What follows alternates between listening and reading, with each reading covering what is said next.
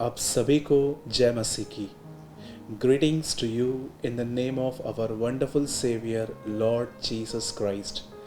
खुदावन यसु के पाक जलाली कुदूस नाम में आप सभी को सलाम। मेरे भाइयों, मेरी बहनों, एक बार फिर से मैं आज के इस वीडियो में मैं आप सभी का स्वागत करता हूं। और आज मेरी ये दुआ है आप सबों के लिए कि आपको हमेशा परमेश्वर के प्रेम का एहसास होता रहे। यहूदा की किताब में ऐसा लिखा गया है कि परमेश्वर के प्रेम में बने रहो। यीशु ने कहा, जैसे मैं अपने पिता के प्रेम में बना हुआ हूँ वैसे तुम भी मेरे प्रेम में बने रहो। हमेशा याद रखिए, आप अकेले नहीं हैं, परमेश्वर आपके साथ है और वो आपसे प्यार करता है। और वो आपसे और मुझसे इसलिए प्यार नहीं करता क्योंकि हम बहुत अच्छे हैं या हम बहुत ज़्यादा ओबीडेंट आज्ञाकारी हैं, पर वो हमसे इसीलिए प्यार करता है क्योंकि हम उसकी संतान हैं, हम उसके बच्चे हैं। और वो ये बात जानता है कि उसका प्यार ही हमें एक अच्छा और नेक इंसान बना सकता है। मेरे भाइयों, मेरी बहनों, मैं इससे पहले कि मैं आज के क्वेश्चन आंसर को आपके सामने ले आऊँ, आज के होमवर्क को आपके सामने ले आऊँ, मैं सबसे पहले लास्ट जो मैंने क्वेश्चन किया था मैं उसकी रिपोर्ट आपको कुछ देना चाहता हूँ। लास्ट टाइम मैंने एक क्वेश्चन किया था जिसमें मैंने ये पूछा था आप लोगों से कि प्रभु ने जब वो बेथेस्दा के कुंड पे गया और उसने वहाँ पर बहुत सारे लोगों को देखा तो उसने सिर्फ एक ही व्यक्ति को वहाँ पर ठीक किया और फिर वो वहाँ से चला गया। और मैं आपको बताना चाहता हूँ कि इस क्वेश्चन के हज़ारों लोगों ने हमें आंसर किया। आपके पास हमारा रिप्लाई आया होगा और अगर नहीं आया है तो मैं आपको उसका रीज़न भी बता देता हूँ।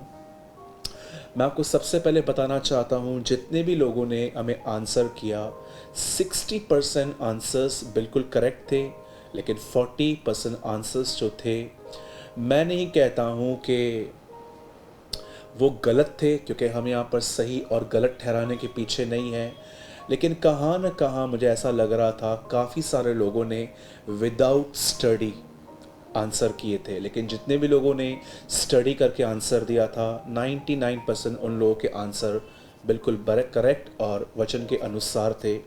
तो इसीलिए मैं आपको इनकरेज करूँगा कि आप में से हर व्यक्ति जब भी उत्तर दे हमेशा प्रेयर करके उस पैसेज को कम से कम 3 से 4 बार पढ़ के परमेश्वर आपको कौन सी चीज़ वहाँ पर लर्न करवा रहा है वो आप लिखिए। और मैं आपको फिर से कहना चाहता हूँ, मैं नहीं कहता हूँ कि आप में से किसी ने भी गलत उत्तर दिया है, जी नहीं। मैं ये कहूँगा कि आप में से बहुत सारे लोगों ने विदाउट स्टडी आंसर किया था, तो ऐसा न करें। आइए मैं एक बार फिर से आपको बताना चाहता हूँ जो बातें जो बहुत ज़रूरी हैं आपसे शेयर करना, इससे पहले कि आज मैं 10वें सवाल को आपके सामने रखूं। जितने भी लोगों ने लास्ट क्वेश्चन का आंसर किया और आपको अगर हमारा आंसर नहीं आया तो उसके पीछे मेन रीज़न है कि आप में से बहुत सारे लोगों ने जो पहली बार वहाँ पर आए थे उन्होंने न अपना नाम लिखा है न अपने शहर का नाम लिखा है। इस वजह से आपको उत्तर नहीं मिल पाया है हमारी तरफ से। अगर आप फिर से किसी भी सवाल का जवाब दे रहे हैं तो अगर आपने लास्ट टाइम नहीं दिया था वहाँ पर अपना नाम और अपने शहर का नाम, तो इस बार ज़रूर लिखिए ताकि हम भी आपको रिप्लाई कर सकें। मैं आपसे ये पूछ सकता था आंसर के टाइम पे कि आप अपना नाम और अपना जो शहर का नाम है बताओ, लेकिन हमारे पास इतना टाइम नहीं रहता। आप थोड़ा कोऑपरेट कीजिए इसमें। और आप में से पहले से ही जितने लोगों ने अपना नाम और अपने सिटी का नाम हमें बताया है, आपको दोबारा लिखने की ज़रूरत नहीं, आप डायरेक्ट आंसर कर सकते हैं। लेकिन अगर आप पहली बार आ रहे हैं तो आपको नाम और अपने शहर का नाम ज़रूर लिखना है ताकि हम भी आपको रिप्लाई कर सकें। हम क्यों शहर और नाम और हम क्यों आपका और शहर का नाम लेते हैं, ताकि हम आपके नंबर को सेव कर पाएँ और आगे चल के आपको जूम मीटिंग में इनवाइट कर सकें। और सेकंड रीज़न है आपको हमारा आंसर न मिलने का, क्योंकि कुछ लोग वॉइस नोट में आंसर भेज रहे थे। जी नहीं, आपको वॉइस नोट में नहीं, आपको टाइप करना है। आप मोबाइल में टाइप नहीं करना जानते, आप एक पेपर पे लिखिए, उस पेपर का फ़ोटो हमें भेज दीजिए। काफ़ी सारे लोगों ने हमें पेपर का फ़ोटो भेजा था, वो भी हमें चलेगा, नो प्रॉब्लम। आइए, इससे पहले कि मैं आपके सामने आज का क्वेश्चन आपके सामने रखूं, मैं सबसे पहले उन सारे लोगों को धन्यवाद देता हूं जिन्होंने स्टडी करके हमें आंसर दिया, और उन लोगों का भी जिन्होंने स्टडी न करके एटलीस्ट आपने एफर्ट लगाया। मैं उम्मीद करता हूं कि आप भी स्टडी करके ही हमें आगे से आंसर करेंगे। पर जिन लोगों ने स्टडी करके आंसर दिया था, मैं आपको अप्रिशिएट करता हूं एक बार, और मेरी दुआ है आने वाले दिनों में परमेश्वर आपको अपने वचन का सेवक बनाए और आपको एक बाइबल का एक अच्छा स्कॉलर बनाए। आइए, अब जो समय है वो 10वें सवाल का है। मैं जानता हूँ, मैंने लास्ट टाइम आपके कमेंट्स पढ़े, बहुत लोग एक्साइटेड हैं कि ब्रदर ये कंटिन्यू कीजिए, हमें बहुत स्टडी बढ़ रही है। तो मैं आपके सामने अब 10वां क्वेश्चन रख रहा हूँ, और ये क्वेश्चन पहले मैं होमवर्क देता हूँ, उसमें से एक क्वेश्चन है। इस बार आपको स्टडी करना है लूका का 23वां अध्याय, ल्यूक चैप्टर 23, 26 टू 43, 26 से लेके 43 तक आपको स्टडी करनी है। मैं एक बार फिर से रिपीट करता हूं, इस वीक में आपका होमवर्क है लूका का 23वां अध्याय 26 से लेके 43 तक, ल्यूक का चैप्टर 23, 26 से 43 तक। अब जब आप इस पैसेज को पढ़ेंगे तो आपको पता चलेगा कि प्रभु यीशु मसीह कैसे अरेस्ट हुए, उन्हें कैसे मारने के लिए लेके जा रहे थे।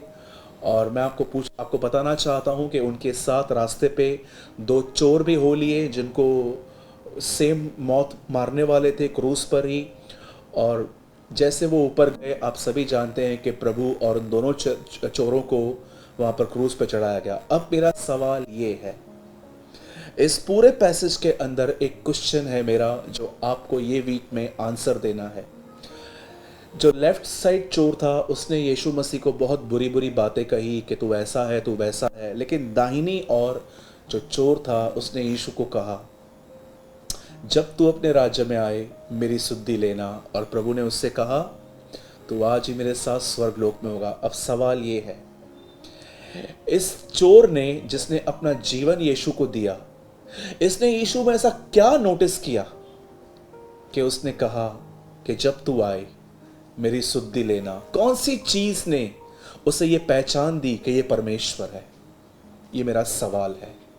मैं अपने सवाल को फिर से रिपीट करता हूं। इस व्यक्ति ने, जिस आदमी ने अपने पाप माने और प्रभु को अपना जीवन दिया और कहा जब तू आए मेरी सुद्धि लेना, इस आदमी ने यीशु में ऐसा क्या देखा कि ये कन्विंस हो गया कि यस, ये परमेश्वर है?